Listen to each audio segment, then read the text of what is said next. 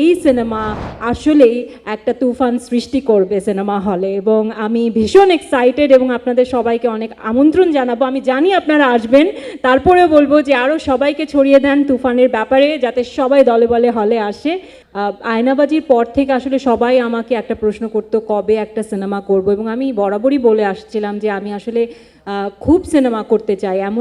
এমনটা নয় যে আমি সিনেমা করতে চাইনি বলে আমাকে দেখা যায়নি, বাট আমার অপেক্ষাটা আসলে অনেক বেশি দীর্ঘ হয়ে গেছিলো, কারণ আমি আসলে যেরকম সিনেমার সঙ্গে যুক্ত হতে চেয়েছিলাম ঠিক সেরকম সিনেমা আমার কাছে আসলে আসছিল না, বা আমার কখনো মনোপুত হয়নি বা মনে হয়নি আমি এরকম একটা সিনেমার সঙ্গে যুক্ত হতে চাই। কাজে অপেক্ষাটা একটু বেশি দীর্ঘ হয়ে গিয়েছিল।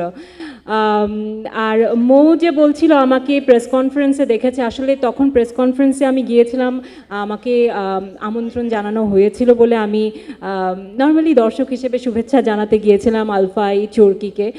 আমি তখনও জানতাম না যে এরকম কোনো কিছু আমার কাছে আসবে।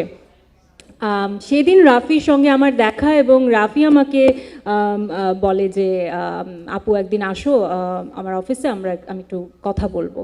তো তখন একটু আঁচ করেছিলাম যে মনে হয় যেহেতু তুফানের অ্যানাউন্সমেন্ট হয়েছে, হয়তো এই প্রজেক্ট নিয়েই আমার সঙ্গে কথা বলবে। তো গল্প যখন আমি পুরো স্ক্রিপ্টটা পড়ি, পুরো স্ক্রিপ্ট পড়ে আমার কাছে জাস্ট আমি পুরো ভিজুয়ালাইজ করে ফেলেছিলাম পুরো ফিল্মটা, যে it's like a cinema hall movie, মানে সিনেমা হলের স্টোরি। মানে আপনি পুরা এটা বড় পর্দায় না, মানে বড় পর্দায় দেখার জন্য একটা যে মজাদার বিষয়টা আছে সেটা এই স্ক্রিপ্টে, এই গল্পে রয়েছে। ওয়ালটন ফ্রিজ কিনে অনেকের মতো আপনিও হয়ে যেতে পারেন মিলেনিয়াল, সেরা পণ্যের সেরা অফার। কাজে আমি যতক্ষণ পড়ছিলাম আমি ফিল্মটা দেখতে পাচ্ছিলাম, এবং আমি রাফিকে বলেছি যে ব্রিলিয়েন্ট। রাফি আমাকে বলেছে যে আদনান আদিব খান লিখেছেন, তো আমার খুবই ভালো লেগেছে। আর সেই সঙ্গে রাফি আমাকে একটা কথা বলেছিল যে তোমাকে সবসময় যেভাবে দর্শক দেখে আসছে আমি আসলে তোমাকে সেভাবে প্রেজেন্ট করতে চাই না, এবং আমি নিজের জন্য তাই চাচ্ছিলাম, কারণ আমাকে নিয়ে সবারই একটা খুব স্টেরিওটিপিক্যাল ধারণা আছে, বা কোনো একটা পার্টিকুলার লুকে সবসময় আমাকে সবাই দেখে থাকে। তো আমিও চাচ্ছিলাম যে সেই জায়গাটা ভাঙতে।